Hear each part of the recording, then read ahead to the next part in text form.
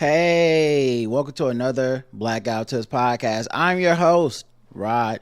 Joined as always by my co-host, Karen. And we're live on a Saturday morning, starting a little earlier than normal, ready to give you guys some podcasting on this last feedback show before Christmas. The official weapon of the show is folding chair, an unofficial sport, bullet ball, and bullet ball extreme. And today's show is all about the stuff that you guys had to say back to us, right? We had a bunch of shows. We had a bunch of guests lately. Yes. And you guys, we have polls, we have the website, we have 5-star reviews, we have email, we have voicemail, we have a bunch of ways for you guys to get in contact with the show. Let us know what you think about the vibes, what you think about the topics, have your own voice heard. And that's what we're going to do today. And don't forget, also coming up in April, we're going to Vegas. Yes, Vegas. And that link is in the show notes. And I've never been to Vegas, but I kind of want to go to Vegas. I've never been to Vegas. I want to experience it. I want to know what's going on. Right. I never been during the NBA Cup. I didn't go to gamble by myself. But hey, if they're gonna have us out there to do Pod Jam 3, we're gonna be there. God damn it. Yes, we are. And we made some guest appearances this week on podcast, so make sure you guys check out Stand Up with Pete Dominic. We were on his show. Very fun. Oh, that was fun. Everywhere you get podcasts, make sure you check that out. He's gonna be basically the host of the thing, and we're just there, to do our thing and hang out with his peoples and our people and get the peoples to mingling. Could be a fun time. So if you want to hear like a little preview of what it's like when we kick it with him, check that out. It's been a long time coming. And then also, if you like nerdy stuff, MC University. I was recently on the podcast for MC University where we did a grade evaluation from A to F for all the Marvel TV shows and movies of 2025. We went back to the beginning of this year. We had TV. We did, Captain America: Brave New World. We did Ironheart. We did Wakanda, Eyes of Wakanda, like just everything that they came out with, Marvel Zombies. And as always, I have a great time with AC and Jake, man. We just have, it's very fun. Yeah, they're good dudes. Good peoples. So make sure y'all check that show out. They're also on Patreon as well. And then was there any other show notes? Everything for the premium people, working on the website stuff, everything should be up and running for everybody.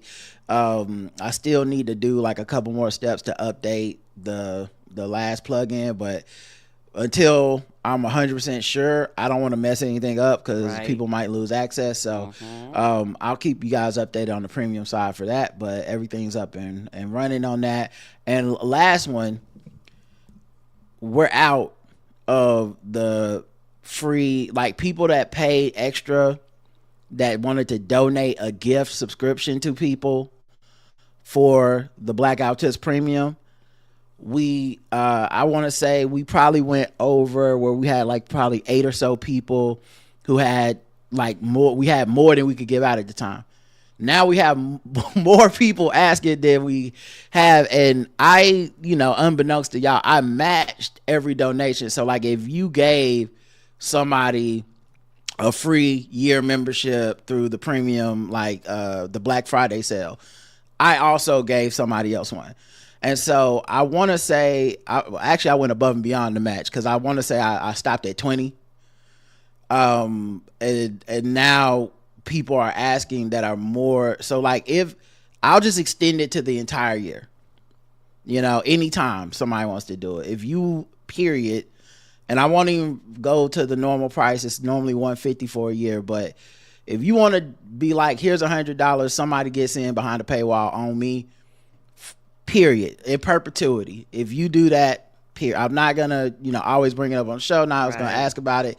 I don't want to make it a big thing. Right. But you know, if it is more work for me, but honestly, you know, I love when people get behind the paywall so they can experience like what we do over here and feel for themselves.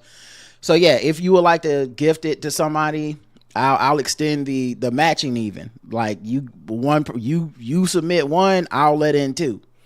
So we'll just do it like that for the time being, and I'll let you know if that changes. But you know, because it always warms my heart when y'all do that, because it's really y'all hooking each other up, right? Which is like a super dope thing, you know. Like it's a fan being like, man, I like this shit. You should, some random person I don't know, you come like this shit too, right? And I've saved every email from people. I put them on a list. If there's like people that are like, man, I want to get in, I'm like, we out right now, but the list will just be there forever. And whenever people decide to do stuff like that, I'll make sure to pass it on. All right, now we can get into some actual show stuff. Okay. Yay! The first thing we do, there's people that go to our website. They look on the right hand side. They see the blackouttips.com. They go, hey, what's this down on the right hand side? If they're on the phone, they turn it sideways. And they go, oh, this thing says you can support the show. Any amount of money. Recurring donation, one time, don't matter. What do you get for that? And you go, nothing really. I mean, you're just supporting the show just because you like what we do and you want to see us not go anywhere. But we do give something. It's called a shout out. Okay, you put a little something when we pass the plate around, then we're going to go ahead and give you a shout out. Let's do that right now.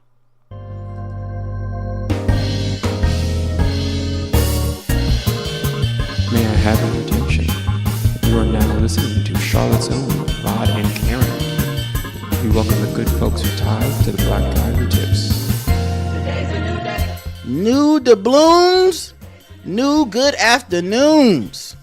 Johanna M., thank you very much. Laura F., Chris from Hawaii, Corey the Tickler, April G, Tabitha M, Alexis H, Marlon B, yes, Marlon B, and of course Wanga from down under over there in Australia, all the way in the future. Thank you everybody. Yes, he in tomorrow. Who donated. We appreciate y'all.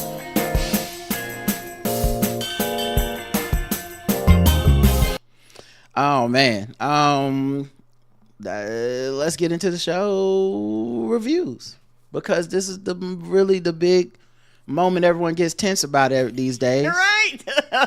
Will we have a new 5-star review? Will we have a commercial? Or will we have? And it's not just one commercial. It's not. And for the record, I want y'all to know, I can't adjust the commercials. We can't control it. The people that control advertising for our podcast at this point with iHeart, they decide how many go into these breaks. And I looked the other day, it was 5. Oh, 5 commercials per break. So this could be y'all hitting the fast forward button a lot. right. Or listening to, I don't know what these ads gonna be. Let's see what the reviews say. We got one. Woo! Shout out to Disco Angelo saving the people. Yeah, you did, baby. Woo! You did it. This is on you, buddy. Amazing 5-star, says Disco Angelo. I don't know how y'all do it, but you've been able to keep putting out amazing, relevant content for over 13 years. Take a bow, because I know that's not easy. Thank you, buddy. It's not easy. A lot of people have come and failed and tried and Yes, they quit. have. You know what I mean? It's hard to do this shit consistently this long, okay? And it would make me think about but the award game, the award game in the podcast game, and probably in every game, it's about money. So it's basically like these award places are like, give us some money and we'll consider giving you an award. We'll consider. And it made me think how this week, and I swear they must do this show year round, the way I get these emails. But the Webbies. Yes, you consistently get emails. I get email from the Webbies, and it's always like, the deadline is coming up. I'm like, how's the deadline? Deadline. The deadline ain't passed yet? It Right. feels like the deadline been coming up for 6 months. Ain't it though? This Friday, you better hurry up. This the last second. But it's always like, give us some money, and then we'll consider you might possibly win an award. And what I say, the reason I'm bringing that up is because for a show that's been around as long as ours, and I think successful as ours, and maybe it's not the biggest show, but it's, you know, it's outlasted a lot bigger shows. We ain't got a lot of awards. So y'all's 5-star reviews, those are our awards. Yes, they are. Yeah, you know, y'all. Those are our gold stars. Yeah, y'all let us know that hey man, y'all are appreciated. y'all a good podcast. Right? So I think that's it for the new reviews. There was one from the 12th, but I think I read it already because that would have been 8 days ago. Okay. But thank y'all everybody who left us. Well, you know, I'll read it anyway because I'm not sure. Easily my favorite podcast by Janae Roxana. Renewing my 5-star review just renewed my premium membership. The Blackout Tips is easily my favorite podcast. Rod and Karen are hilarious. They're also really smart and authentic, which I really value in the time of content for content's sake. You should also definitely go premium to support the show and get access to a bunch of other great shows from Rod and Karen. 5 stars all day, every day. Thank you. Thank you. And y'all know Christmas and New Year's, and everybody say how grateful and thankful for y'all are for us. And excuse me, I know a lot of y'all do New Year's resolution. Make your resolution to leave us a 5-star. Yes. Come on. New year, new resolution. Yeah, new year, new you. All right. Let's get into these comments on our episodes. 3195, chicken washing. 7 comments. Let's see what we got here. Appia says, I want to bring a new perspective to chicken washing, and it's related to open your third eye. Before I do, I know I'm a suspicious messenger. Does this Appia even wash herself as a white? She does. I shower once a day, and I wash everything from head to toe, even the legs. I hope now you are at least willing to listen. I learned a lot about the immune system in my farmer time, and learned that when you are not clean enough, you get infectious diseases. But when you are too crazy with the cleaning, you tend to get more allergies. And why is that, Appia? The immune system, like my brain, needs something to do, or it will go insane. And I think that harmless substances are a danger. AKA, it develops allergies. This isn't happening on the shower and everyday level, but in the I'm cleaning doorknobs, I'm cleaning my groceries, I'm cleaning the soap level. I want no germs around me, people. Right. Because the bacteria on the doorknob are not even arriving anywhere, because on our skin there's an acid barrier against bacteria enough for most stuff. Then there is an immune system with all its weapons. I want to use them. If you take this away from it, it gets bored and thinks that pollen are dangerous. I'm not making this up. This is science. And here comes my theory. The propaganda that cleaning more is always better than has been spread among black people by racists to give them allergies, all in the name of being clean. They are clearly evil, and this is a sneaky way to bring harm. Think about it. They would clearly do such a thing. Yeah, not only that, a lot of times, and there's nothing wrong with being clean and cleanliness, but a lot of times it's so they can sell you products too, you know, because a lot of times, what do they sell you? Here's some shit to clean the shit that you're trying to get rid of. Here's some bleach and Clorox and things like that, which people buy anyway, but you know, now I'm gonna buy extra because I want to be extra clean. I'm gonna reject the theory, but I appreciate the conspiracy that you are trying to cook with, and I know you're trying to help the people at our show that are like, I wash my chicken with a super soaker or whatever. I get it, but you can't save them, Appia. You just gotta let them do it. They not gonna trust it coming from you, no matter what you say.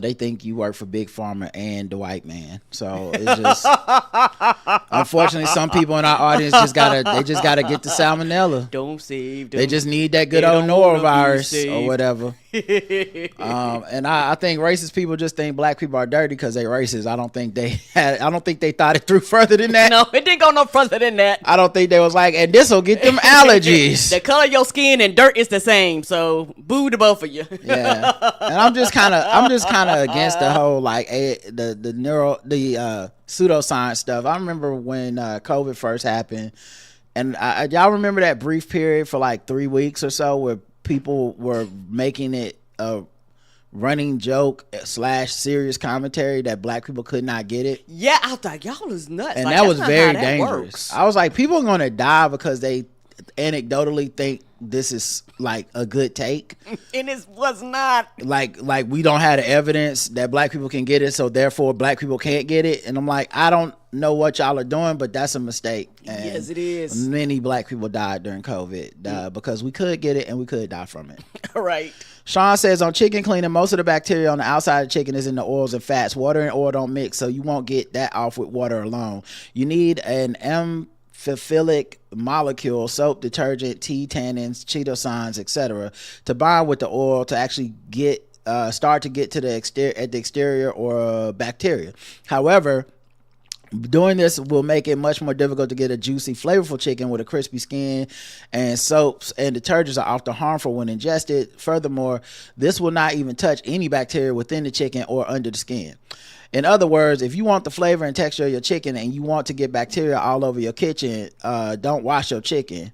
And you don't want to get bacteria, don't wash your chicken. Just cook it at the appropriate temperature, 75 plus degrees in the civilized world and 165 plus degrees in the US. The same temperatures are recommended for pigeons as well, with sufficient and well chosen spices.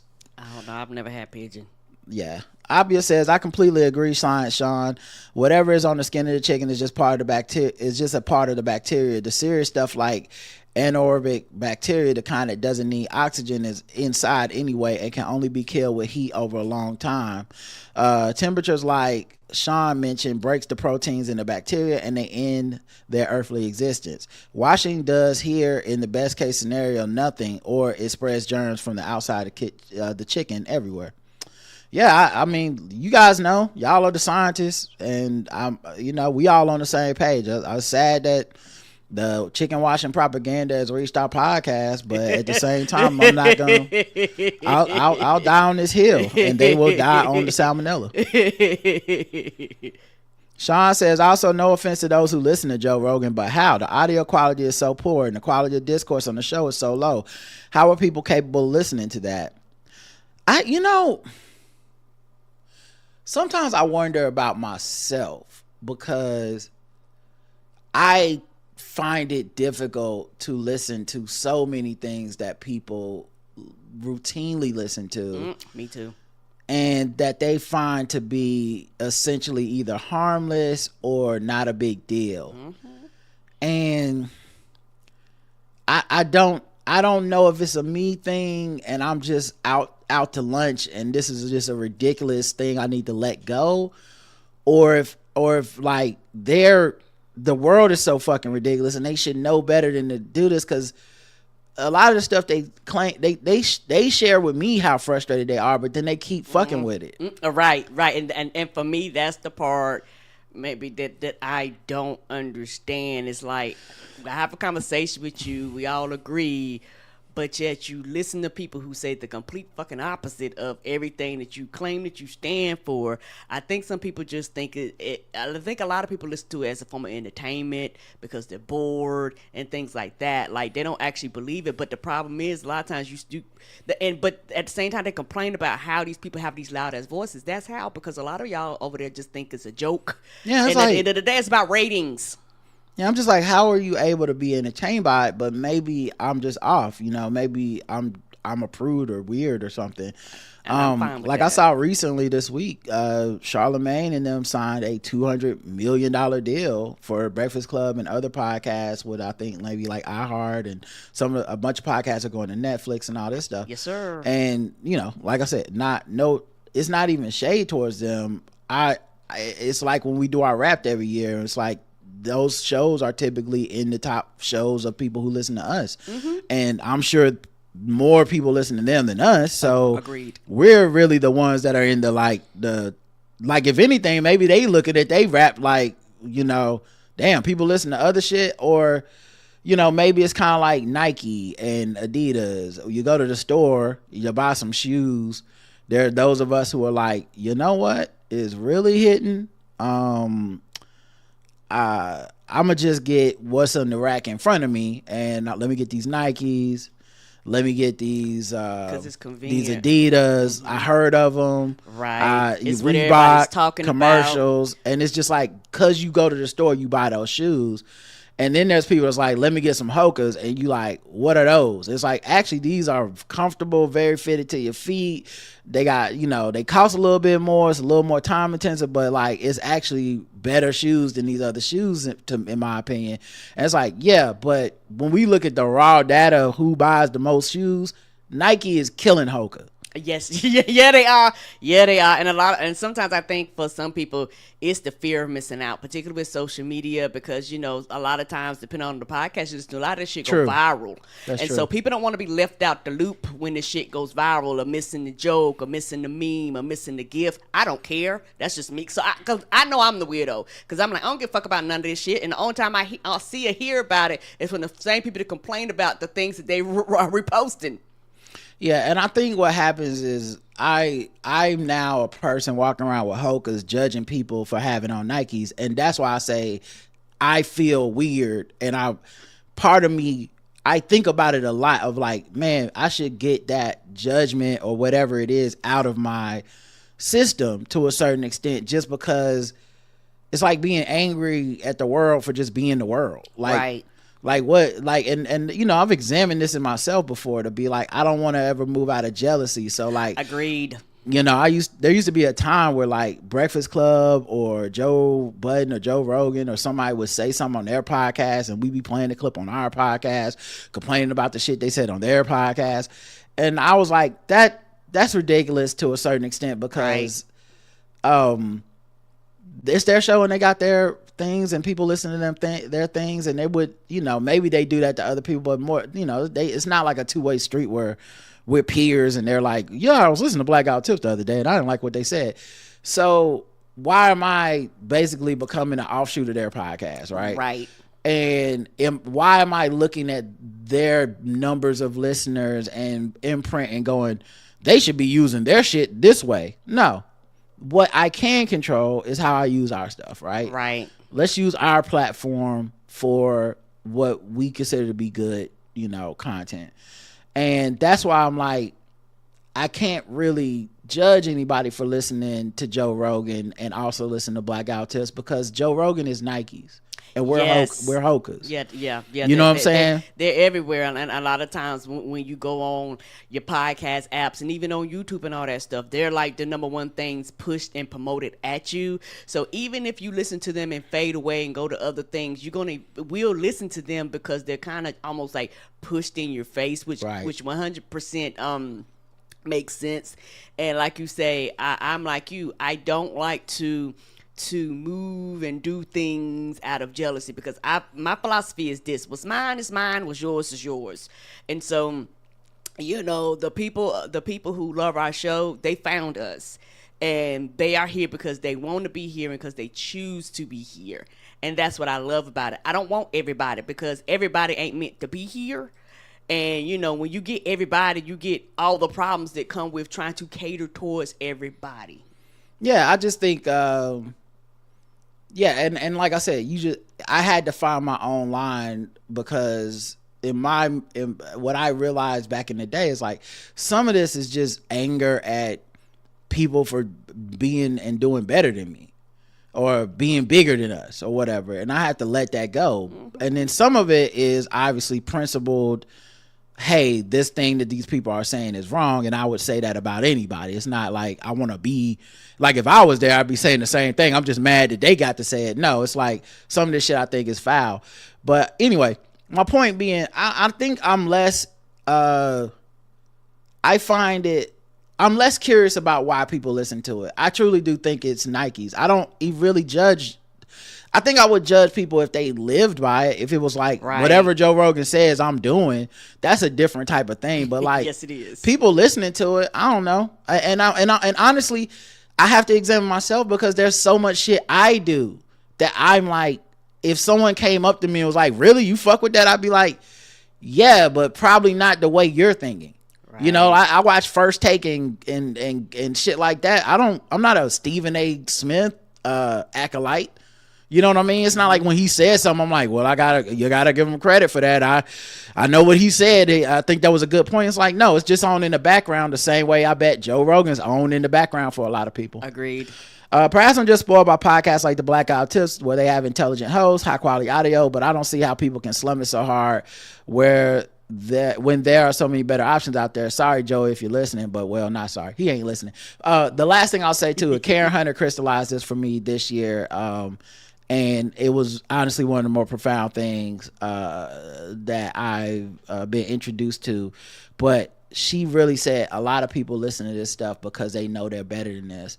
And it gives them a feeling of, at least I'm not this. Superiority, yes. And so they can listen to, Mark Lamont Hill argue with a guy who thinks the earth is flat. And there's something they get out of that is like, well, I might not be the most smartest person, but I'm not as dumb as this guy who's arguing with Mark Lamont Hill. Right. And so I will tune into that every day and get a little bit of an ego boost out of not being the worst possible common denominator. So yeah, agreed. Just like we talked about how people watch The Biggest Loser, My 600 Pound, the hoarder shows and things like that. For some people, which a percentage of people is, I'm not that bad. Yeah, you're not working on yourself, you're not doing anything, but it makes you give the same feeling of like I ain't, it's a boost. Yes. Mature young lady says, greetings, Rod and Karen. I'm washing my chicken. I don't give a fuck. That's how I was raised. Now that I got that out the way, I want to share with Rod inspired me to start working with a personal trainer. I hope I fall in love with it like he has. So far, I'm just sore, but I'm proud I'm doing more than I thought I could do. Yeah, absolutely. Good for you, baby. Congratulations. I hope you do like it.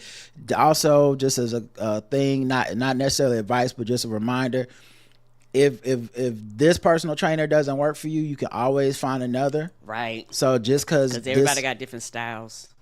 Just because this person might not work out for you doesn't mean I don't like personal trainers, or sometimes you have to find a match. It's just like therapy. I think it's a big step because there's a lot of people out there that will say like, I don't need a personal trainer, or I don't want one, or I'm intimidated, or they're going to do this. It really varies per relationship. What I found is that they listen to you as the client. You're paying them. Yes, you are. So they're not trying, like my hip, I hurt my hip. It's going on 2 weeks now, I think. Over 2 weeks. It's just now better to where I'm walking without limping too bad. And I'm probably going to start working out upper body again, because I tried to do it and it kind of had some setbacks in the last couple of weeks, and I was like, okay, let me really sit my ass down. And I've gained a little bit of weight over the last 2 weeks because of that, because you go from burning a bunch of calories and to sitting on the couch recovering, and and to be honest, it's not like I was eating the most clean sitting on the couch. Like I was like, fuck it, I'm on the couch. But today I'm planning on going back in there and at least doing upper body stuff. And the point being, what I got from working with the trainer was the accountability of coming in, discussing what I've been doing for a week, discussing, your goals every week. And you don't have to do it every week. It could be once a month, whatever. But my point is, I've been thinking about this stuff and I'm conscious of it. And also I know I won't quit. I know I can go right back. This is not, I've been hurt for 2 weeks. That was a fun couple of years of working out, but it's come to an end. Like, no, I know I can do hard things. I know I can persevere. I know I can build a structured routine. I know I can even adjust to injury. So knowing that my hip is hurt, and even though it's getting close to back to normal, I still can go in there and be like, okay, we're doing upper body. We're not going to work that part of the body. And I can be in there for an hour and some change doing shit that's not fucking with my legs. I could not have done that before I had a trainer. So the knowledge is what she gave me. The confidence is what she gave me. And I hope you get that out of it, because a lot of that stuff is actually more important than just the falling in love with having a trainer. It's really more falling in love with yourself and what you're capable of doing, and having that confidence of, I could walk in the gym, look at some equipment, and I could figure something out for the next hour and a half or whatever and be totally fine. And honestly, like the last 2 weeks I miss going to the gym, and it affects my mental health in some ways. Not like I'm depressed or sad, but I find myself scrolling at social media and I'm like, ugh, Wait, what? When? Why do I feel such a yucky ass feeling? Oh, because I really wasn't scrolling in as much because I'd be in the gym, right, driving to the gym, coming from the gym for 3 hours every the day, gym, right. and that was just time I wasn't on here, and so I wasn't seeing every time Trump like burped or whatever the fuck, and my mind was just feeling a lot more refreshed than how it feels now rolling in the mud. But anyway, good luck, Russia. Hope your trainer tells you not to watch chicken. Miss Anderson says, Rod, they don't give a damn about the bacteria. They think the chicken been rolling in mud before they package it. Miss Anderson, I know. I'm trying to save these ignoramuses, but they won't listen to you, boy. The chicken say, I'm gonna dive in this mud before they package me up. They think the AP is out to get them. The AP, the same people Trump banned. That's why I can't get into this conspiracy shit. Trump thinks the AP is out to get him and banned them from the White House and had to go to Supreme Court so they get back in there. And I'm supposed to go, those are the real bad guys, the AP. So what happened with the CDC? And if you don't push back, this is how shit ends up getting fucked up. Right. Evie says, I wash my chicken and my rice because I do what I want. Yeah, you also eat Arby's. Let's see. Comments on the tube. On YouTube, we got Chicken Washing 3195. 4 comments. Let's check these comments out. I'm about to go listen to episode 1778 right now, says Shane Smith, or Shay says Shay Smith or whatever. I forgot which. Let me go check out the title of that episode and see what it is. Just so we can find out what 1778. Oh, this hoe got roaches in the crib review. Yeah. That was fun. It was apparently a huge hit for us last year, unbeknownst to us. Yeah, because we did not know. I don't know who told y'all go listen. We did not know the crossover. We did not know that the people are like, I read this book. Let me go find out who talked about this. The girl on the other side of the road says, do people not know that the lemon and vinegar make the chicken tough? And that's why they chicken be dry as hell? Girl, don't even get me started. JJ Smile says, great show. I love the Spotify rap section too. Did you know a young black woman created Spotify rap as part of her internship with the company? Spotify never gave her any credit or offered her a position with the organization. I was surprised, but also not surprised, LOL. Yes, I did know that. That story goes around every single year that rap comes up. The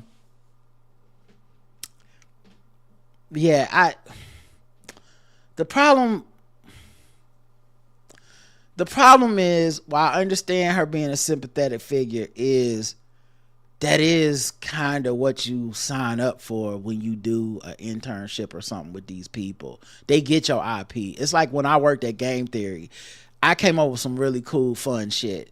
And if they decided to do it and say the show blew up and they didn't bring me back for season 3, I mean, I could feel a way, but they didn't do me dirty is what I'm saying. Like, it's my job was to come up with shit. It happens all the time. Video games, any creative outlet where you're getting a check to come up with ideas, man, I'm just gonna tell y'all right now, man, do not be surprised. This is the game.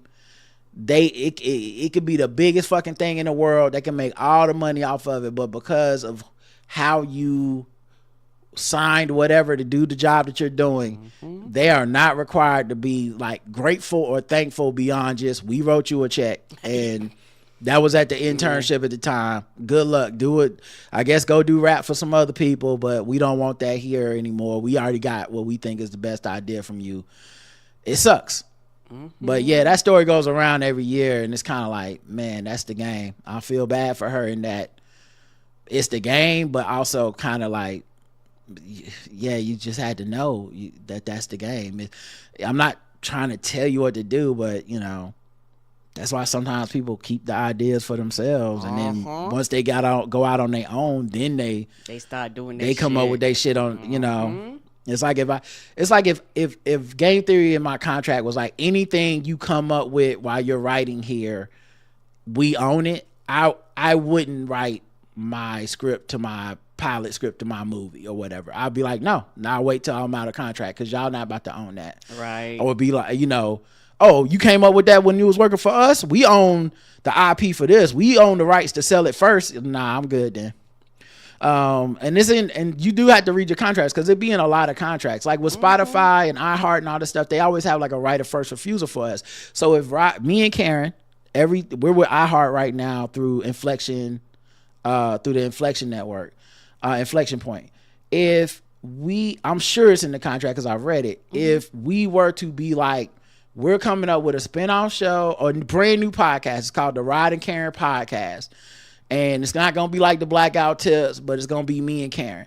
We have to go to them first while we're in the contract with them. Like, do y'all want the rights to like advertise, monetize, exclusivity, whatever? And now more than likely they will be like, no, we're good. We want the Rod and Karen show, we want the Blackout Tips, not the Rod and Karen show. But we still have to run it by them. We can't just start that show and then come back later when they're like, you violated the contract, and be like, what? Nah, I thought we was just friends. We're not friends. Christoph says, just went back to listen to episode 1778. My only wish for Christmas is Rod and Karen to do more literature reviews. The review of Quan Mills was so funny. Did you read the book? I feel like I was the only one that read it, but I don't remember. We read it together. You read it too? Okay.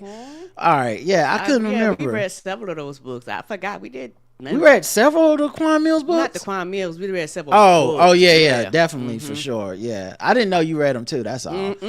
But, yeah, man, that was fun. That was a good period. I don't know if I do it. It was that conflict of interest because I enjoyed doing them tremendously. Yes, they were so much fun. There were some uptight motherfuckers that thought that were they just took the fun out of it. They sucked the fun out that goddamn room. Yes, they did. And maybe now we could do it and they leave us alone. But man, I just remember that time they were like, it was a lot of respectability shit. Then there was like rumors Quan Mills was a white man, which I went out, found and interviewed that man. He's not white. But you could argue like you don't like his harmful kind of like the Tyler Perry of it all, where people don't like Tyler Perry, even though technically Tyler Perry is just an artist doing his thing. Like everybody and a lot of people have been helped by him. Some people, of course, there's writers and stuff that don't fuck with him. But anyway, my point being, it made me think about how much fun we had doing it. And I wonder if now if we revisited it, people would just leave us alone, let us cook. They probably would. I think y'all going to listen to that in 2025 means we were on to something. Yes, we were. Because in 2025, y'all was able to go back and be like, actually, this shit was hilarious. I'm like, well, maybe we were just ahead of our time. So maybe that's something we work in. I don't know. Maybe we start a book club in 2026. We'll see. Yeah, we might and give a certain period of time and then review it. And and the thing is, I think that would be. And the thing is, y'all, this is actually more work for us. But but I think doing it like once every quarter or something like that would be fun. Yeah, we'll think about it. Also, crazy how the world works. In the beginning of the episode, Rod mentioned that there was a lot of tragedy going on in the real world at that time. It was strange that there was so much tragedy this weekend. It was almost as if I was listening to Rod from the past talk about the future. Well, tragedy is always happening somewhere, dog. Ain't it though? Let's check the poll. Oh no, the comments on Spotify. Yes, comments on Spotify. Then we'll come back to the poll. Okay. So once again, episode 3195, chicken washing, the feedback show. Comments 4. Okay, 4 comments on this episode on Spotify. Let's see here. Byron says, wash my meat to wash away the old smelly blood that has been sitting in. You can also cook it away, but okay. Mr. Spotify says, they should have Nicole in a Coke ugly Christmas sweater during the week of Christmas. They missed the spot. My guess is Christmas movie going has declined. This super expensive endeavor with which Coke can afford doesn't solve the issue, but a little social media gossip can keep the momentum going into 2026. I can't keep up the charade. I just want to see Kidman in a Coke sweater. The cringy Coke ad can kick Coke rocks. Stay dope, y'all. Yeah, he's talking about Nicole Kidman in the before the movie thing. Yeah, why not just change her wardrobe? That's such a good point. Just change your wardrobe. Same speech, different clothes for the different seasons of the year. You want CGI something. Just CGI her clothes and keep it trucking. They should change the theme 4 times a year. You should do like a Christmas theme. You should do like maybe a summer movie blockbuster type theme. You should do a scary movie like Halloween type theme. I don't know what the first quarter of the year theme. Maybe romance for Valentine's Day. Yeah, Valentine's Day. That's the idea, man. Hit me up, Nicole Kidman. Let's don't change the speech, just change the fucking clothes and take away that shitty Coca-Cola ad. No one likes that. I hear the music in my head every time I see it. So dumb. Shoe Booty says, "Oh, a Vegas fun time right around my birthday. Don't mind if I do. We'll see you out there, Shoe Booty.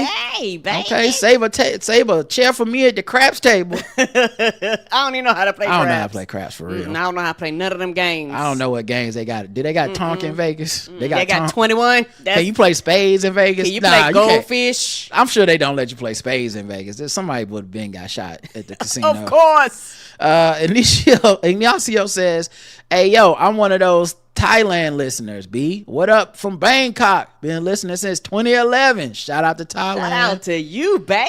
We love to see it. We do. And Thai fried rice, we love to eat it. Okay. Yes, we do. All right, let's get into the next one, but first we have to have, of course, a commercial break. Now we've gone quite some time, 40 minutes into the show before we got our first commercial break. All right, Can't be y'all. mad at that.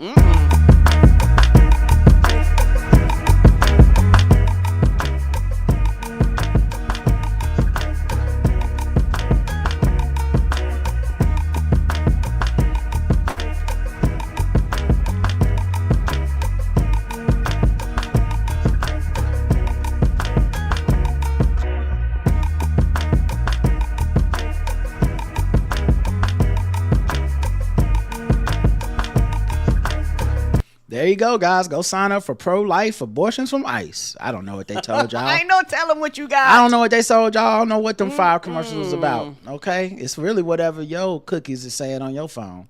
Okay, if it's or your general area. If it's about the erectile dysfunction, man, you was googling that. Okay, that's not my fault. Or somebody in your general area.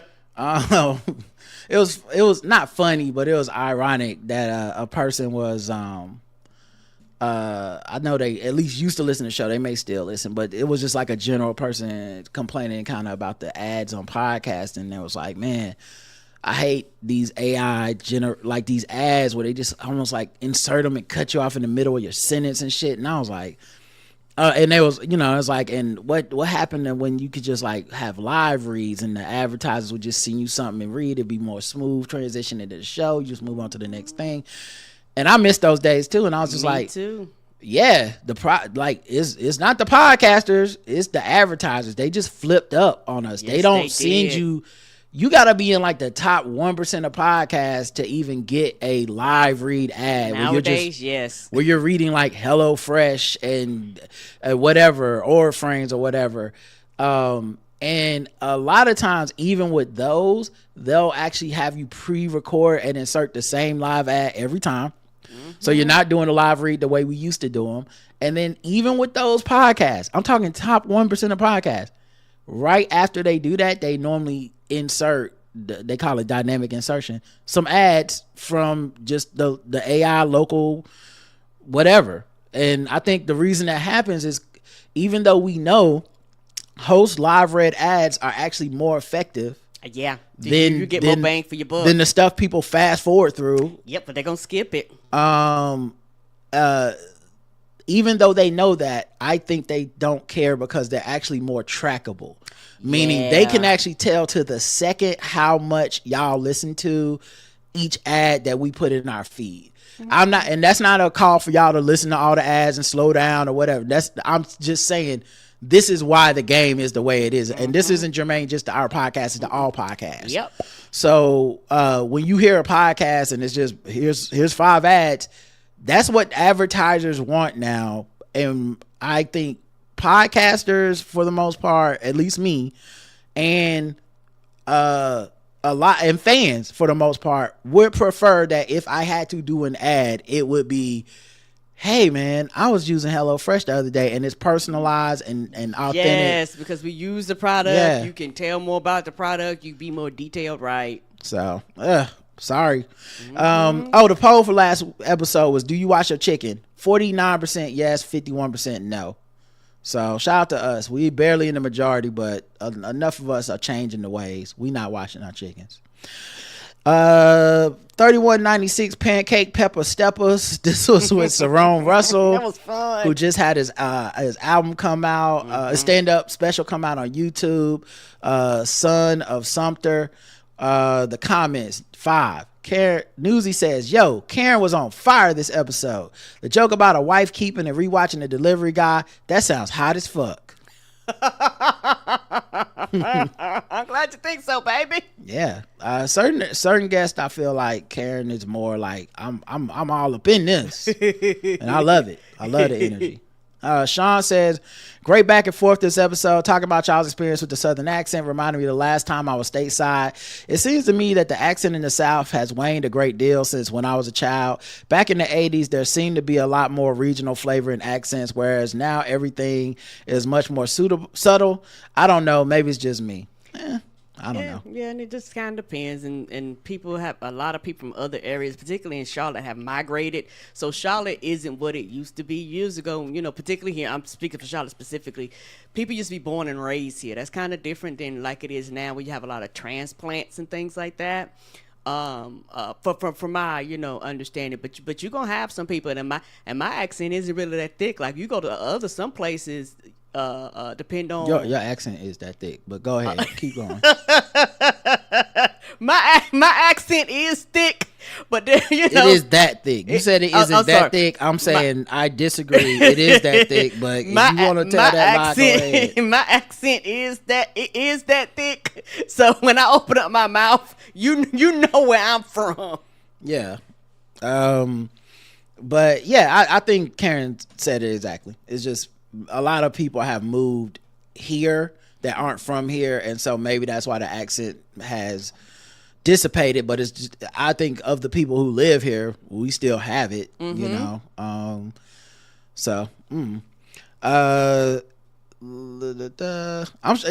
of fact, I was in New York and it felt like, man, New Yorkers don't really have that New York accent. But guess what? I was in Manhattan working with a bunch of fucking transplants.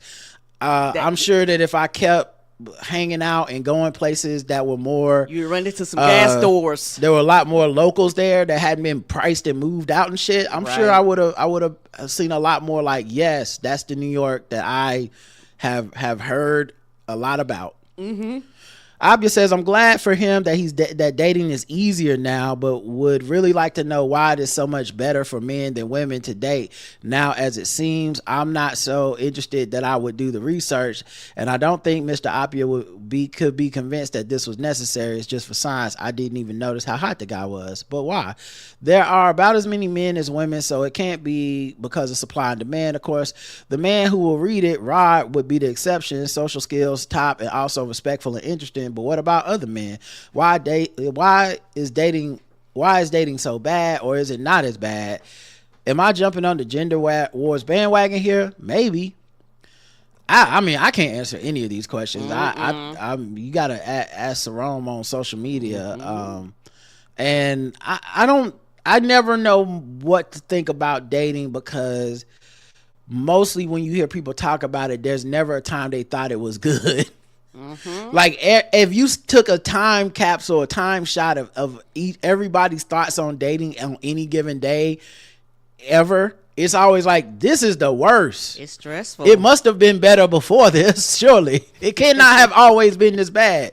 So I don't know what I'm assuming it just changing. And also, like, dating must be hard because a lot of times dating is a lot of rejection. Yes, it is. You know, like, dating is not like shopping for, like, going to the mall and you go, I love shopping, because you know when you go to the mall you're leaving with something. You don't necessarily know what you're leaving with, but you know you're leaving with something. I imagine dating must be a little bit closer to like buying a car or a house or something, like where it's in where that's actually one of the most stressful things people go through is buying a car. And you go, well, why would buying a car be stressful? Like, aren't you looking forward to shopping? Like, no. Now I'm thinking of long-term things, short-term things. Who, you know, will it last? Right. Yeah. Is it secretly damaged and I don't know? Right. What's under the hood? All types of shit. Right. This car, they got some previous owners. Somebody else already with this car. Right. Who baby seats in the back of this car? What's happening here? So I feel like that's why I think the dating thing is whatever. I also don't know that I don't remember him saying it's easier for men than women. Or harder for men than women. I really don't remember him saying. I don't think that came hard up. In general. I think he just said it was hard. Everybody complained about it. Yeah, and knowing his comedy and stuff, I don't think he would say that. Rona Raphael says, great convo, great topics. I got the special on YouTube queued up to watch. Excited to check it out. Now, do tell Rod and Karen, are my comments to kill the vibes type or 9? This is for research purposes. Hit me with the feedback within the feedback episode. I dig Sarone and hope he returns back sooner. I don't think your comments are to kill the vibe type. But at the same time, like, anybody that leaves a lot of comments, we get to know them, they get to know us. And I have no choice but to assume, and because you know the nature of our show, that all of y'all who leave a lot of comments must be comfortable with some pushback to the comments, giving jokes. Pushback to us, some jokes to their comments, giving jokes to us. Yes. I think the most important thing we can all do with the comment section, and I've been working on it and trying to do my best at it, especially with those of y'all who hit us up often, is to always assume good intent. Yes. Period. Yeah. Always assume. It's just, it makes You're it not easier. coming with any malice, right? It makes it easier for all of us if we can all just assume good intent. And if some wires get crossed, we'll try to fix it. We'll try to, this is jazz. This is improv. None of this is planned. I don't know what y'all gonna say. Y'all know what I'm gonna say. Right. I don't know what I'm gonna say. True. So until we press play. So like, and then there's just a bunch of variables, right? Maybe I'm tired. Maybe your comment is fine, but it's the 19th comment, and I don't got the energy I had for comment 1. You know, like it could be any fucking thing. It's not. It's like maybe you was serious this time and you didn't feel like making jokes, and I was reading it as a joke. We just never know. We're all taking chances with each other. Yes, we are. But I don't think you're kill the vibe comments. But also, I do like making fun of you so I hope you're not taking it serious that I'm making fun of you. You know, when I see you in person, I'm still gonna give you dap and hug you and sure will and whatever. Everybody to write in. And I, from the tone of your comments, you seem to be able to like know that Rod's gonna give me some grief over this, and that's been fine with me. Yes, sir. Evie says, Sarone was so funny. Hope to hear from him again. Surprised he thinks dating is easier today because someone once said the dating pool is treacherous and there's pee in it. Yeah, he said it on a special too. But yeah, I don't know. Like, it might be easier for him today than it was back in the day for a bunch of reasons. And it just depends because, years ago, basically people had to be in your proximity. Now you have more of an open world. Everything is online. You kind of get access to more people in a faster method than you did years ago dating. Yeah, it's interesting because I can see that, both ways. I can too. Yeah, like you can see people that are like, I like that, and there's other people that's like, that makes it feel like cheaper and more expendable, and we're not getting to know each other. And yeah, a lot of it's personal preference. Like, right. I know me, I better bump into you because I know me. I'm like, I'm not doing no apps. Like, but that's just me personally. Not to say if something was to happen, I had to. But I know me. I don't like that. Like I said, for me personally, it feels too impersonal to feel like swipe, get rid of. So I'm like, nope, you nigga, you better find me at the grocery store. Yeah. Well, like I said, you say that as a person that hasn't had to date. So true too. I have no idea. I don't really want to know. I have no expertise to provide. Nope, that's not my plan to know. And I'm sure that it, like I said, it's probably like car shopping. It's frustrating no matter how it works out. A little bit, like it's a little frustration built into the process. My guess. Let's see. Oh, comments on YouTube for this episode. We had 5 comments for this one. This was fun and funny, says Joseph. Damien says, damn guys, this conversation was so much fun. I could tell we all enjoyed this guest. Kevin says, dope episode. Saron's such a laid back sniper with the jokes. Yeah, I love when somebody can like fit the rhythm. Yes, and understand the jokes and laugh at the jokes. I really had a good time riffing and yes and ending and all that type of stuff. It was a lot of fun. Cool. Saron is kind of my homeboy, says Adrian J. I'm from Terrell County, Georgia, but I'm chilling in the Rocky Mountains these days. Funny show, guys. Absurd Spoonful says, this is such a black conversation. The whites have been thirsting after Jonathan Bailey since his season of Bridgerton. They've been borderline rabbit, to be honest. Oh, word. I didn't know the thirst that got, I didn't realize it was like that. But, you know, shout out to him. We love to see it. Okay. Anytime the whites are doing good and not hurting people, we're here for it. Yes, we are. Comments on Spotify. Soul Power says, great show as always. I want to thank Rod and Karen and everyone that gifted premium subscriptions. Merry Christmas, joyous Kwanzaa, and blessed New Year to all the Blackout Tips fam. Peace and blessings. So he must have received one. But yeah, thank y'all to everyone who did it. Like I said, I matched them. I know I didn't say I would match them, but I just went ahead and did it because I was like, Merry Christmas to everybody. But man, then more people wrote in. I was like, I can't keep up with now I'm just broke. I don't like now I'm just doing bad. I'm bad at business. I can't. Bad at accounting. Yeah.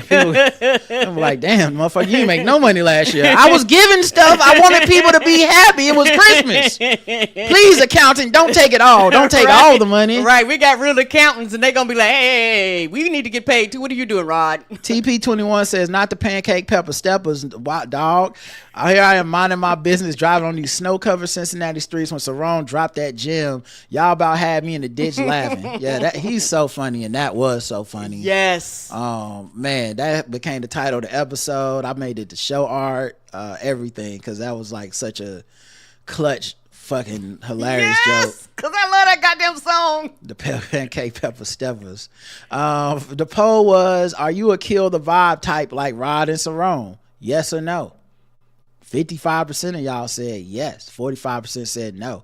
Surprised by those numbers. I don't ever feel like I'm amongst the 55% when I'm hanging out. Maybe there's one of us in every group. I don't know. You know what? Yeah, that's the thing. That's why everybody kind of don't know, because you're the one in all the 55% is by themselves. Yeah, but yeah, like I said, man, I don't. It's not even like a point of pride. It's like a thing I wish I could turn off sometimes. Sometimes I can, but man, depending on it's like I start shaking my head when I'm like, I'm gonna have to say something. Right? Am I gonna have to be the one? Why can't I let this slide? Why can't I let it go like everybody else and ignore it? I just can't. Even with my dear friends that I love and shit, I'll be like, but no, what? No. That don't make sense. What are you talking about? You're my friend and I love you, and I actually don't want you washing your chicken. That is bad. I want you to be around. I want to let this go, but I also don't want you to be like, I got salmonella poisoning. I'm dying. I'm in the hospital. Why didn't you warn me, Rod? Why didn't you warn me? I'm on my deathbed. You let me down. The doctor gave me one call to blame somebody, and I'm blaming you. I heard you could have told me, and you didn't say nothing. All right, let's go. That's hilarious. Let's go to another break, and then we'll come right back and do some more.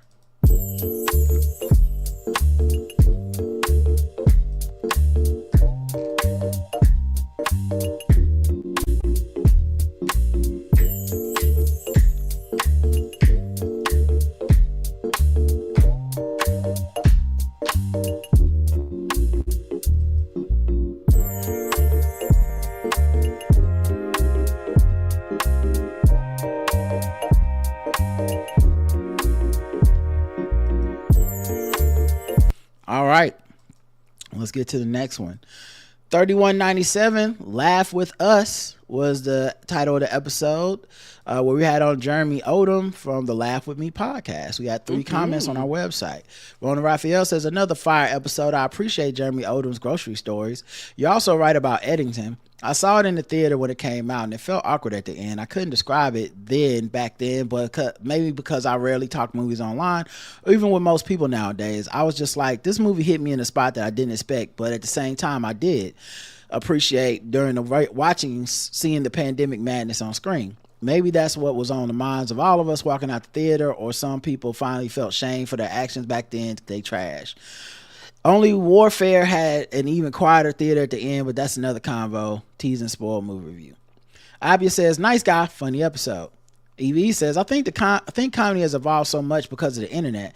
Some of the mystique is gone because a lot of people want to see a comedian be a part of the show instead of listening, and to be a part of it. So they want to be a part of the show instead of listening, instead of I've seen audience members like that, but I'm like, I didn't pay to see you. Yeah. Instead of listening and enjoying, and when the comedian is different from what they see on the internet, they complain. I don't envy comedians at all. It's a hard job. And the YouTube comments, let's see if we got any here. One comment, yo, Jeremy was a refreshing white, says Jason. Come on through, refreshing. I enjoyed this episode. Like a good breeze. I enjoyed this episode a lot. His grocery tales were wild. For some reason, when he was telling the pepper spray story, I kept thinking about the top flight security of the world. Yeah. Craig got it right. Man, got pepper spray behind them groceries, dog. Ooh, not me. Kevin says, guys, I love your show. You two always make me laugh. Normally Rod is the one with the killer one-liners, but this show, Karen was on fire. She had one spot on banger after another. I laughed so much. Woohoo! Sound like I was on my joke run this week. You was. I'm proud of myself. I'm proud of you too. You killing it. I love it. I've encouraged it for years. And yes, you want me to be more assertive, so I've been trying to be. I've been noticing because the jump roping part. I'll joke aside, y'all. The jump rope part is kind of hard sometimes because mentally I'm like, do I say something here? Do I say something here? Do I say something here? But I had to learn to treat it like 3 guys long, because when I'm with them, I just jump in, like no matter what's happening, even if it changes the subject, sometimes just jump in, and also and people will work around you. And also you have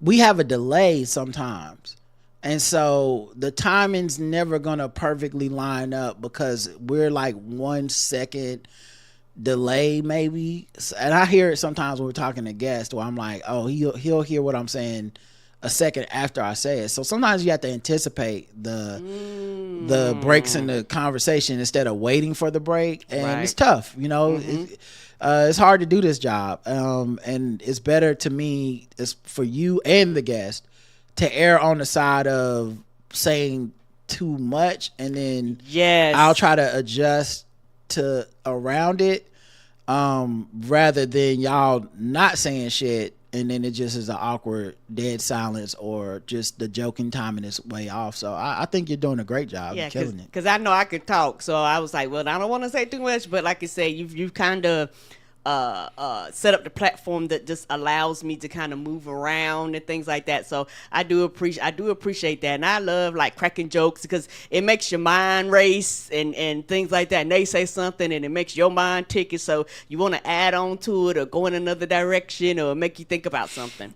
Yeah, and it's and it varies per guest. Yes, it does. Some guests are easier to do that with than others. I love Mike Kaplan, but Mike can go on for a while, and you either have to like cut him off, or you have to wait for him to come back around, and then you can do your thing. Mm-hmm. And then because he goes longer, it makes us have to go a little longer because that he's gonna take the baton from you and walk and go with it a certain and each show is different. Like when he comes back more often, we can do a little bit more segments, and those are a little quicker than just the life meanderings, but I like the life meanderings. So me too. I'm just glad people are enjoying our guest, and especially enjoying Karen.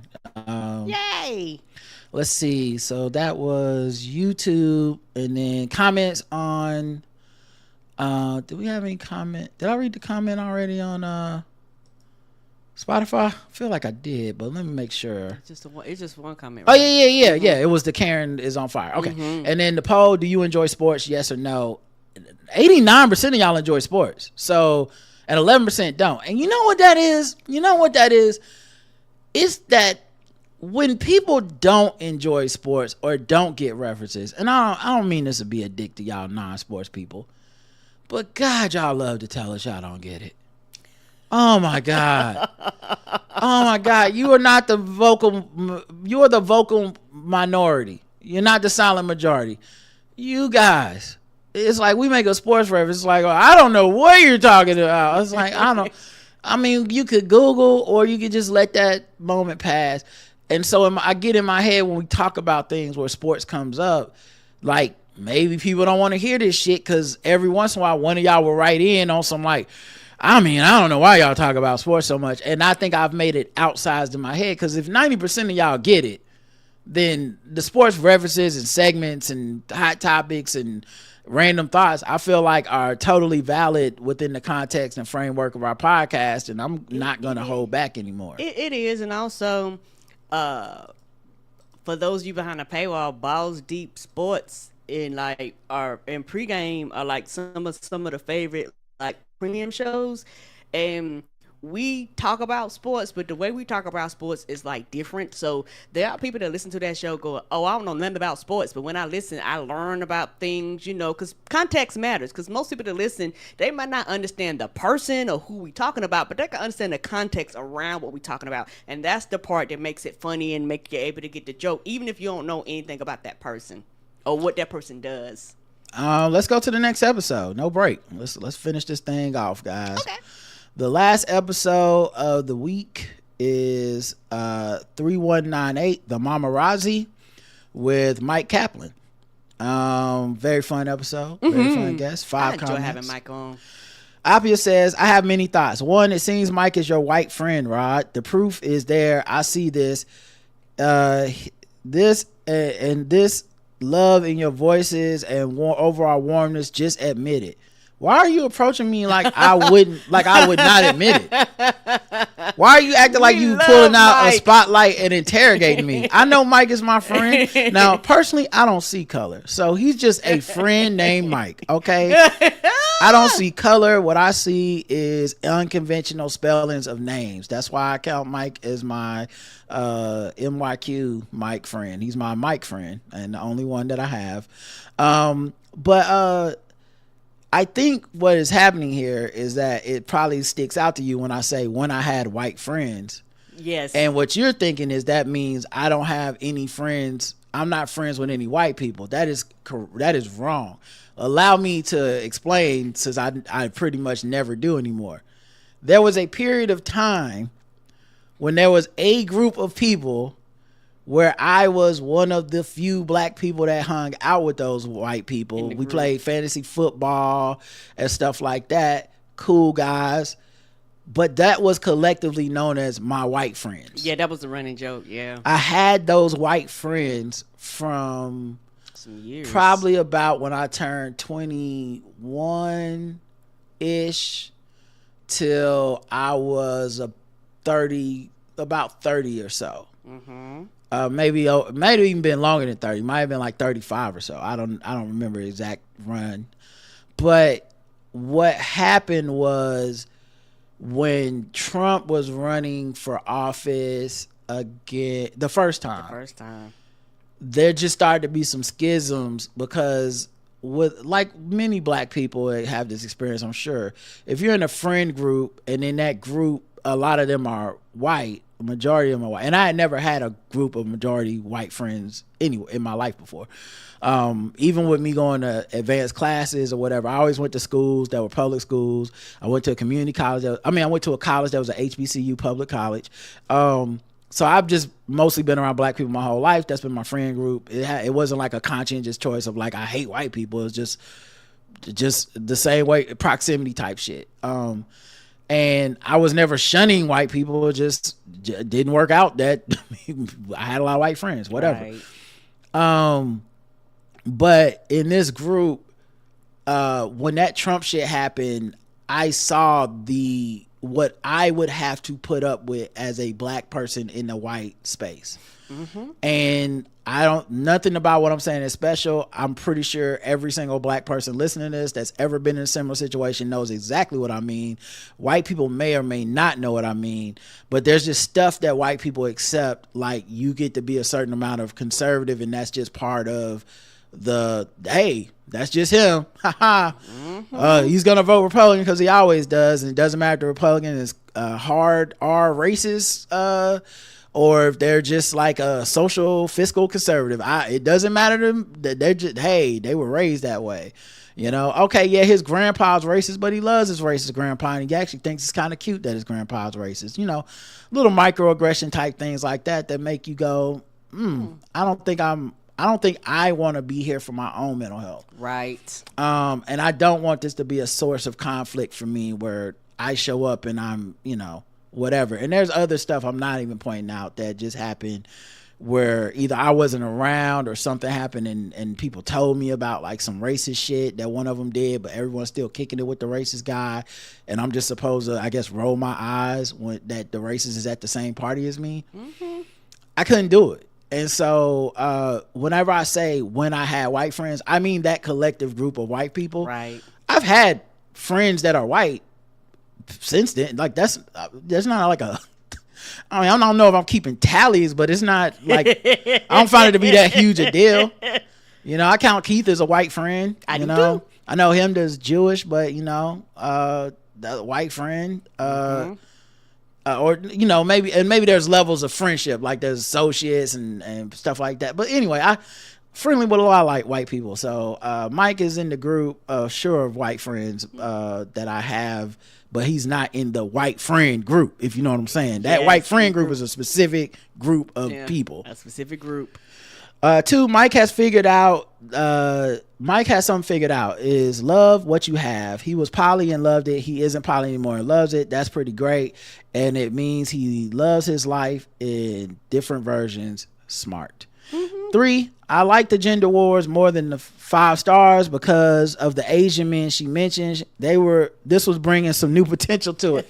Yeah, I think if the comments would have had Asian men biting, I would have scored it higher, but nobody took the bait. I was really surprised. Yeah, Asian men would have came in. I was really surprised at how little bait people took, because normally we're not sending our best and brightest to the front line of the gender wars, if you know what I'm saying. No, we not. The infantry is not necessarily scoring high on these tests. We ain't scouting for the best. And a lot of times, it's like stuff that we immediately see through, and we look in the comments, and there's just thousands of people upset, and you're like, damn, I guess it did work. This was like the first time where I was like, man, everybody understood the assignment. Sean says, wow, this week you really brought the guests. I recently heard Mike on Realms Unknown, and he's always great to listen to. Rona Raphael says, man, this week was fire with extra sauce from the comedic trio of guests, which with one of my favorite Buddhists, Mike, wrapping it up. This is why this podcast is the best. By the way, that quote about love from your high school friend is beautiful and so true. Lots of gems on this episode. Plenty to put on a t-shirt. Happy holidays, Rod, Karen, and the Blackout Tips Nation. Eat good, don't wash your bird, avoid Arby's, and the Parava Quran loves you all. Forgot, that's a damn good poll. Had me sweating like the man in the meme over there, which to pick. Fuck George Clooney, never forget. And the poll is, which is better, a cohesive split or a conscious uncoupling? We'll get to the results in a second. Oh, that one is tough. EVE says, nobody does the pretentious like Gwyneth Paltrow, so nothing beats a conscious uncoupling. A cohesive split sounds like someone broke their arm and it was a clean break. Nice try, Amy Schumer, to out Gwyneth the Paltrow. You can't out Gwyneth the Paltrow. No, you Everybody can't. know that. No, you can't. Listen, it's only one. Who does George Clooney think he's kidding? I bet someone said he looks like an old man next to all the young starlets they cast him with, because heaven forbid they cast an age appropriate female lead. Hunter Biden should roast him some more. I am routinely surprised, and I know what it is. I think I know what it is. I have a conspiracy theory about what it is. Okay, I don't know what it is. I'm making it up. Okay. My headcanon about what is happening in Hollywood with these actresses is this.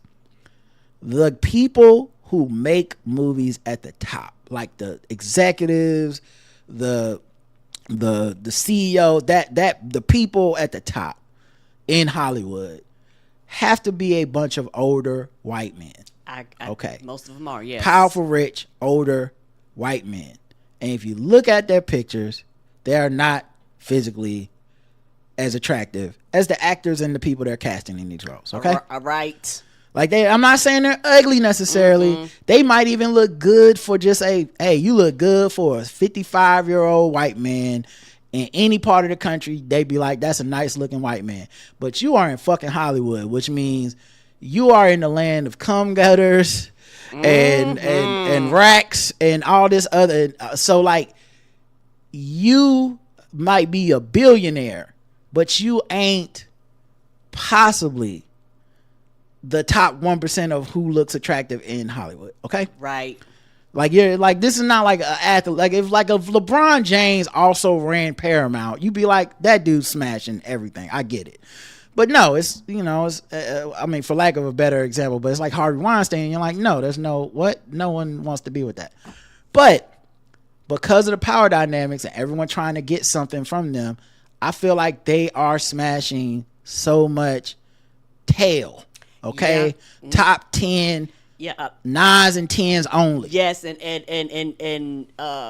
it's kind of slowed down, but if you pay attention, there's been a big trend of these white starlets in their 20s marrying a lot of these dudes. Like it hasn't even really slowed down. You're right. Right, in those positions. Almost all those dudes has a super hot young wife or something like that, or they're in a relationship with so-and-so. Next thing you know, this director. They divorced their wife and then they remarried an actress, and a lot of times they do that to get them roles and positions. And I'm not judging.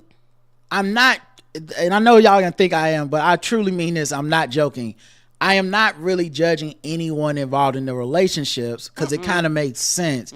If as long as everyone's an adult, I'm not even talking about the power dynamics.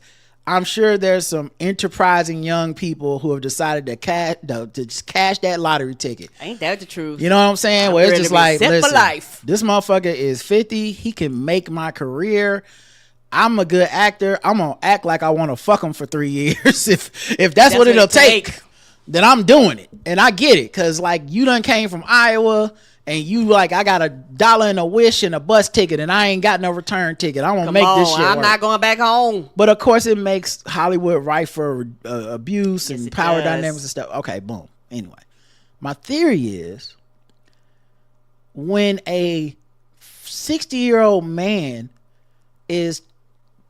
thinks he's entitled to be able to fuck Scarlett Johansson at 22 and is like able to judge like, should she get the part or this other hot 22-year-old get the part, it skews something in the entire culture of Hollywood to where I'm supposed to go, 36-year-old Scarlett Johansson? Yuck. Why would I ever want to watch a movie with 36-year-old Scarlett Johansson? Yeah, that's why they have a shelf life too. No, that's what I'm saying. I'm saying the shelf life is artificially created not by our cultural tenets outside of Hollywood, right, but by the specific. They look great. Yeah, it's the specific bubble of Hollywood. Because how many times, and it's almost insane, but how many times when one of these stars doesn't get surgery, then they disappear because they ain't getting no parts, then they pop back up like 10, 20 years later. And we're all like, oh my gosh, she's still so gorgeous. What happened to her?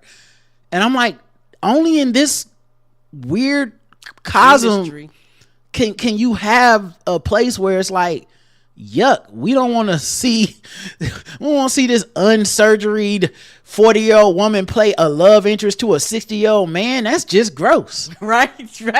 That would actually be appropriate. That wouldn't even make sense. Now you tell it, because that would mean me, also a 60-year-old man, should that there's something weird about me dating a 19-year-old, and that's not okay. Right. No. Right. No, you're not gonna shame me. We gotta get, and the worst thing to me now is the fake thing they do, which is like the stars are getting older, so it's like, let's go get De Niro, and then we're gonna go get, I can't remember her last name, Georgina something, but it's like they're like, De Niro's 70, his love interest in this movie is 40, and I'm like, wait, man, that's still she wouldn't fuck his old ass. Like, I mean, it's De Niro, so maybe, but you know what I mean. But I'm with you. Yeah, they're not gonna get nobody 50 or 60 to like actually closer to the age range, right? Yeah. I think there was a movie called Righteous Kill. Yeah, it was Righteous Kill. It was a 50 Cent sneak movie, but he got De Niro and Al Pacino to be in it. Yeah, and it was Carla Gugino or Gorgino,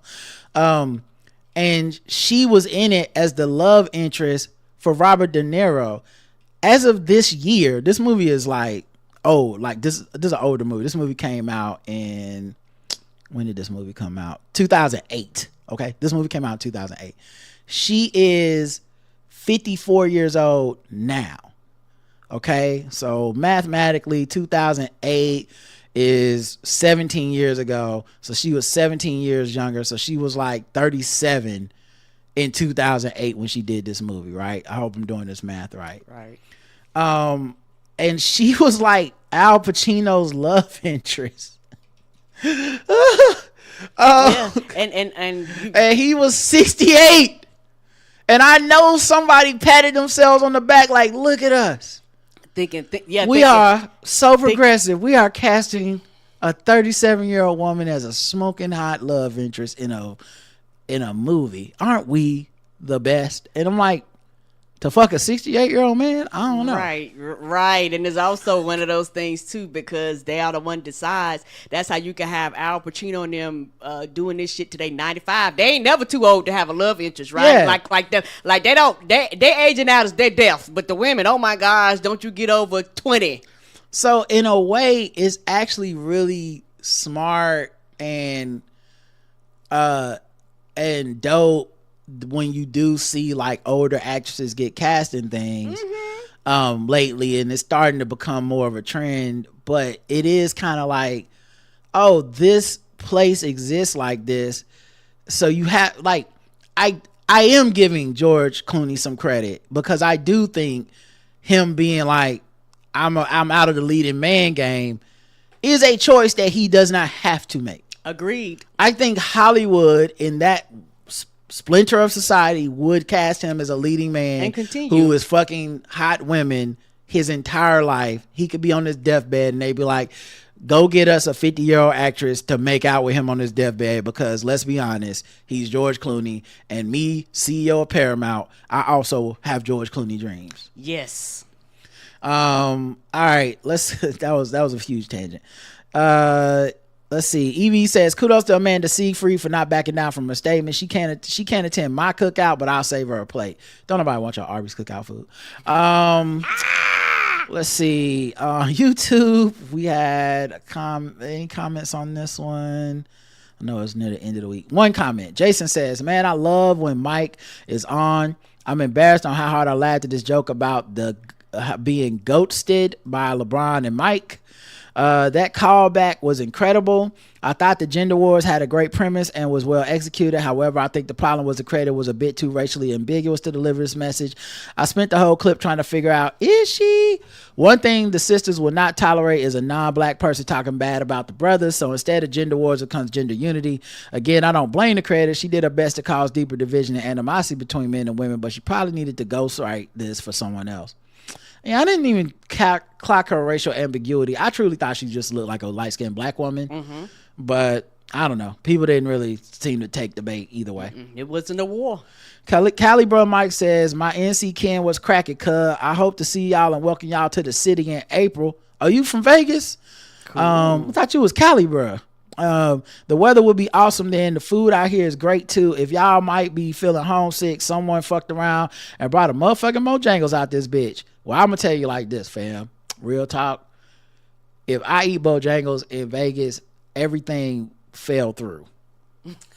No offense. Yeah. But it's like, I'm not trying to go places other than where I stay to eat the same shit that I can eat here. But the problem is that it's all the way tucked in the southern part of town, which pisses me off because most people put new stuff near the center part of the town. But maybe they found a secret. Great show. They ain't put on the southern part of town for no reason. Is that where the blacks are?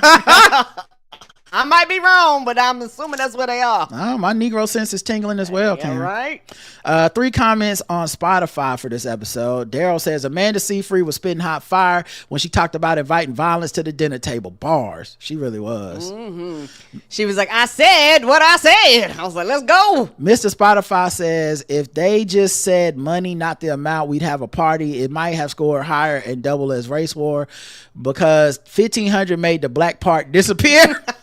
The formula That's hilarious. gender doesn't do this one thing plus pile on culture. Solve for nuance. Who isn't enlisted in these scrimmages? Let anyone most online trenches, but I digress.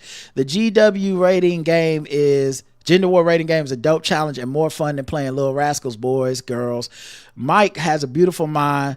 Poly breaks pattern. Yammery. I do like polyamory. I do like yams. Shoe Booty says Amy Schumer doesn't want a chef husband anymore since she's on that Ozempic. Oh, that's sad.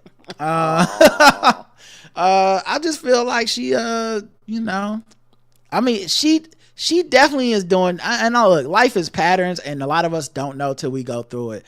But when she unveiled the new pictures of her having lost all that weight, it was a like, oh, this might be the post-divorce revenge body thing, which is, it's so funny that that's a thing for, we're human beings. We all want to be unique and different, but man, these patterns are so real that you look at somebody and like, man, drastic physical change. It's like, what happened? It's like getting a divorce. It's like, okay, yep, say less.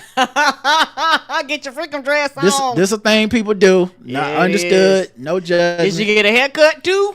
Right. That's next. She get that. She gonna get one side chopped off. We gonna be Come like, on, yep. she don't get that bob. People are like, ooh, I know it's serious. She on them streets. Come on. Good luck to her. The poll, which is better, a cohesive split or a conscious uncoupling? You asking me or you just saying that out loud? That's the poll. Okay. Did you want to chime in before I tell you the results, or you want me to just get the results? Conscious uncoupling. Conscious uncoupling won 57%. Cohesive split 43%. I still think that's a good percentage. You came up with a new thing and almost went neck to neck. It's like I don't know, the conscious uncoupling just stuck. And it actually sounds better. Well, we haven't had enough time to see if this one will stick. That's true too. So maybe we're 2 years away from being like, you know what? I had a cohesive split too. And we're like, damn. We will see if this is a trend on the next divorce or separation. Yeah. Mm-hmm. Somebody gonna get divorced again soon that's rich and gotta put out a press release. Yeah, we'll see what phrase they choose. All right, the last thing is podcast emails.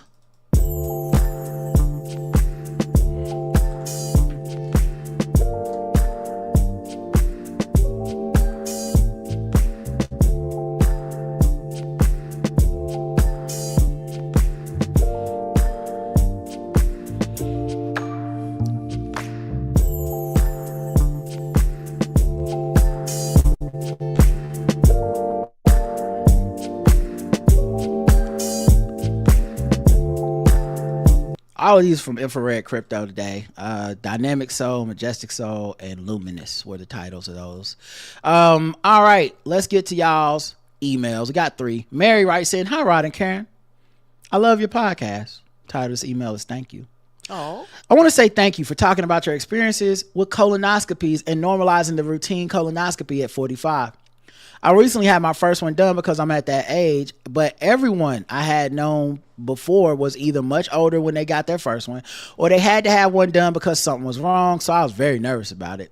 Listening to you two talk about it and joke about it, give tips about what to eat and drink during prep, and even recommend the check-in with my chart. Check-in went super smooth. It was great. Really helped me get more comfortable and do everything I need to do despite my anxiety brain telling me it was the end of the world. Everything went fine. I went and got some chicken tenders afterwards. Some people come out of anesthesia talking about deep personal stuff. I apparently woke telling my husband I wanted chicken tenders, which he stopped to get me on the way home. Thanks, Mary. Oh, and thank you, baby. Because it is one of those things where, as you know, me and Roger go through milestones in our life, particularly with stuff like that, and being healthy and things like that. Like these things matter. I believe in going to the doctor. I believe in getting your checkups and all that stuff. I like that shit is real. I have had too many family members wait until they get so sick that it can't be repaired and shit like that. So I'm like, no. I decided at an early age that I'm gonna get this stuff done. And also I've talked to older people who have done it, and Roger's parents and like some of my family members, and they tell you about the process, so it kind of prepares you no matter what, particularly if it's your first time. You are going to have the anxiety, and I know some people, they prefer to do it where you do it like in the mail and things like that. But the thing about that, for me personally, you might get a false result and all that stuff, and still end up having to go back and go through the test anyway. So I'm like, I'm not doing that. Let me just go ahead and go through the test, and it's not that bad. You're not out long or anything like that, and it's really a painless process. And it's better to find out something sooner than later. So Right. just go get it done. I just try to do what my doctor tell me to do. It's really that simple. She was like, this is what we doing at 45. I said, cool, And whenever the next one is, we doing it again. Yes, it we is are. what it is. This reminds me too to tell y'all, the holiday cards. You guys can send us your mailing addresses. But listen to me. Don't just send that shit. Put it in the right address format. If you don't know, Google it. The reason I'm telling you to do it is because it helps me. I just can copy, paste it into our label maker. The labels come out easier for me. I don't have to format everything into the right format. I need your name, your address, your state, the city, state, zip code, that thing. Internationally, we will try to send some if need be, but I do have a few international stamps to send people stuff internationally. And if you want to mail us anything, the email address is the mailing address, the physical mailing address, theblackguywhotipscom/about is the physical mailing address. And in the show notes, if you want to do like, hey, I want to get you guys something for yourselves, we have an Amazon wish list in the show notes all the time. We have a PO box that stuff comes to. So if you guys want to send us stuff in the mail, we'll definitely gladly accept it. And I'll try to refresh the Amazon list soon. Yeah, and I'm like an old grandma. I like the cards with the families and the dogs. And, we love stuff. And I don't know how many I got, but I got a bunch of them over here. And she loves it, especially because she don't have to do as much work as I do.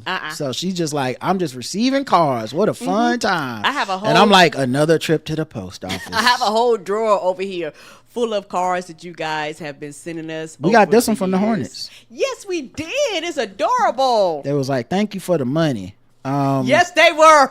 But yeah, so that's open for the record. Some of y'all have already sent in the holiday card addresses. Yes, I got you, and I'm coming. I'm getting the art for the card worked on now. So we'll probably send them out after, but it'll still be holiday-ish. Like y'all will get them. Don't worry, it'll happen. All right, back to your comments, the emails. Who needs Gracie's Corners when we could banter? Says Joy.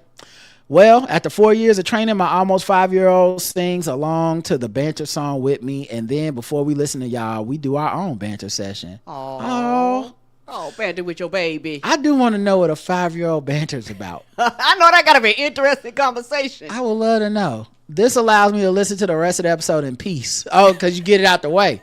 Listen, I know this struggle. Karen talks. It don't stop just because you ain't 5. Karen talks in the car when I'm trying to listen to podcasts. Like she's on the podcast. They can't hear you. No, they cannot. I can, but I'm trying to listen to them.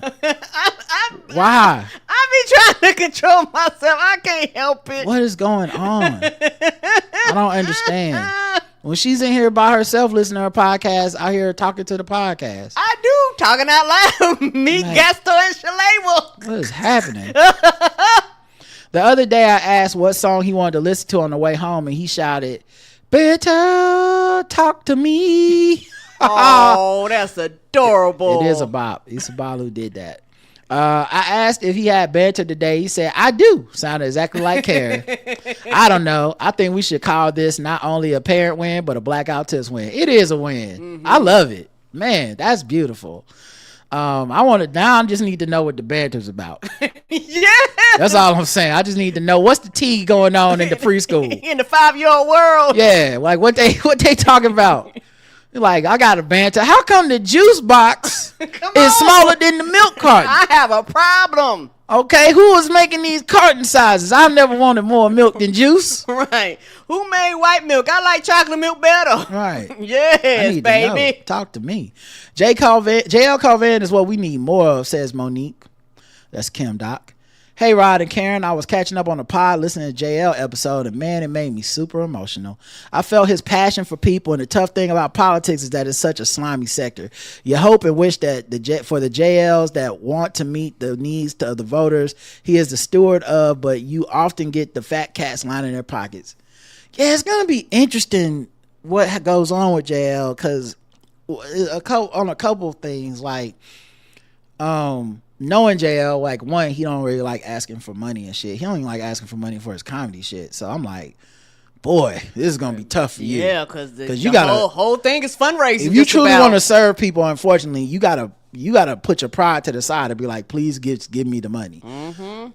Two, is this a thing where the machinations of the big D Democrats end up turning JL Covan into like the new Bernie Sanders? Like, he comes out of this process where he went in as like a kind of pragmatic, hey, I get it, dude. But then you like how people feel differently when something personally happens to them. He comes out of it as a burn it all down Bernie Sanders guy, and I'm like, I hope that don't happen, because that scares me. But then the other part of it is, I can't imagine a person more uniquely fashioned to be able to deal with the rejection that comes with trying to help people have a good time. In this case, have a good life. But then JL and his specific group of fans, like, I feel like voters and JL fans, that Venn diagram, like, of shared traits, it's got to be kind of pretty high, you know what I mean? Like, I think he's suited for the temperament of, like, they not gonna worship me. They gonna people can be disappointing. And then the final thing I'll say too is, I like that he sees it, or at least from what he said, and maybe it'll change, but he kind of sees it as a long-term thing. Like this, he himself is like, this is a long shot. I probably will not win, but that's okay. This is a process, and I don't think I'm just going to do this one time and be done. Right. And if that's the case, man, I'm rooting specifically for its success, because I think the flash in the pan, out of nowhere thing is so hard to do. Yeah, it is. There's not a lot of Mom Donnies, and much like comedy, which JL knows as well, the Mom Donnies have agents. They just don't. You know, like he ain't just literally wake up and be like, I'm gonna be mayor. Like, it's a bunch of motherfuckers behind that Mom Donnie shit, behind the scenes working. They don't get the credit and all that stuff. But and I'm sure he does credit his team. But like, I've listened to interviews. I listened to the Press Box, and they interviewed one of his campaign people. And the apparatus behind him, while it is smaller than these, like, you know, Cuomo type guys and these, you know, the people that have the huge big donors and all, it ain't nothing. Like, you can't do it. You listening, like, it ain't just you wake up and go, I'm gonna be mayor. Like, it's a whole fucking apparatus behind him. You have to have a team. And that shit seemed like it costs money. Yeah. And I don't mean like you gotta be a rich guy, just you need to be able to get a lot of money from a lot of people in small donations and allocate and manage that in a way that works. And so that may not be a one-time thing. That may be a thing you gain experience as you try and fail. So yeah, I love every time I see JL sharing anything and the algorithm isn't trying to stop me. I share this as much as I shared Indian's comedy shit. Like straight up. Whenever it crosses my path. You know, straight up. We got a chance to meet the black woman that was running for mayor out here where we live. Her opponent has been the mayor for 10 years. And while they were unaffiliated, his blurb in the city site was giving right-wing talking points adjacent. You know the vibes. Tough on crime, but built a new police station. Meanwhile, housing is only getting pricier. Costs have haven't gone down. You name it. So we met with her on election day. We dared to dream of what a shift could be, breaking always from the white incumbent. She was lovely. Had been on her feet talking to folks at 6 a.m. She even invited us to her little after gathering, and we really got one-on-one time with her. We checked the results the following morning, and she lost handedly. Seems like you only need about 5,000, 6,000 votes to win out here. She garnered about 1,200. We got over the balloon pop moment. I thought about how much work it took to get that many votes. She should have been so proud of herself. Yeah, absolutely. Even if you don't win, just putting your feet out there and giving that shit a shot is just more than 99.9% of people will ever do in their lives. Right. They'll just complain and talk about how somebody else should do it. Yeah. I'll say all that to say that listening to JL, I understand a fraction of what he's up against financially, mentally, and physically. It takes such a tremendous heart for people to put that weight on your shoulders. I'll be sending him a donation and nothing but positive energy. He's the type of leader the progressive wing needs to flourish. All the best, Kim Doc/Monique. Thanks, Kim Doc. Yeah, when we were on with Stand Up with Pete, you know, we talked some politics stuff with him. He's very political. And I think where I'm at right now, because I really do not feel like arguing about stuff on the left. I don't. I don't feel like revisiting 2024. I actually don't think there's a lot to be learned there. And if I'm wrong, I'm wrong, but it's not my job to get it right or not. So the people in charge, they can fight about those. But I don't think you're going to get anything from the 2024 autopsy report that is going to really change anything. I think the directions forward for Democrats are already set. We already know what kind of things we need to be fighting for and against. And people that can quibble over it are just very privileged people that if they can't get a specific message crafted only to them and them only, they're going to stay home or they're not going to vote. Whoever those people are, I think I have given up on them, and politicians, their job is to find something, but I'm not a consultant. So good luck to them and whatever they think will happen there. Right. But the main thing I said on that show is something that I believe we can all agree on now on this side, and this might be the only thing we can all agree on. We need some fighters, man. We need some fighters. I don't really care what your specific fight is for, in that, like, I think it's a privilege to be able to look at the world right now and be like, okay, you're fighting to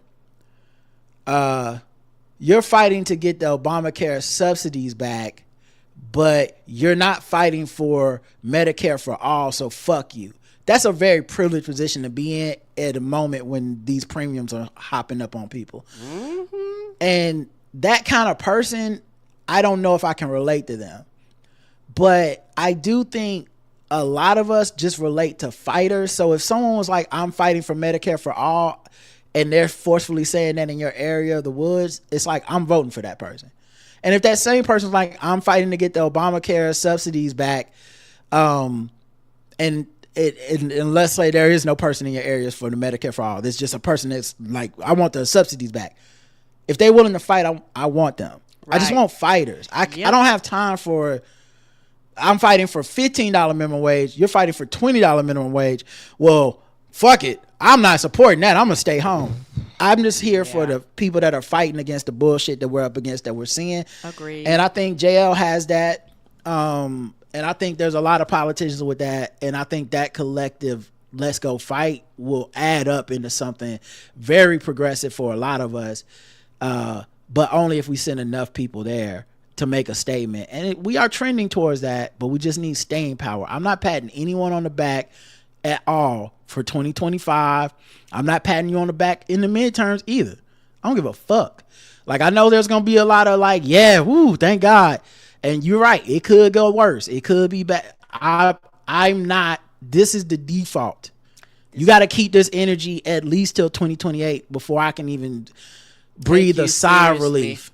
even a small sign of relief. Yeah, take you seriously, because like, you know, for me, I want fighters, and so many people, particularly the voters, are not fighters. So a lot of times, because they're not fighters, they won't put the people in positions that are actually fighting, that in the position where they can get there and actually fight. Right. Like I said, a lot of them are complainers, and I understand, like, you know, a lot of, particularly here in America, a lot of our politicians are older and things like that. And like I said on the show, you know, a lot of younger people complain. You know what, bitch, come and take it. And I've always felt like this. If you don't like the way I've been doing this shit for 30-something years. Primary me, whatever it is, get your ass up here and take it out of my motherfucking hands. I just think even a primary is a fight. Yes. And people respond to fighters. So if you go and take somebody's spot in the primary, the people will come.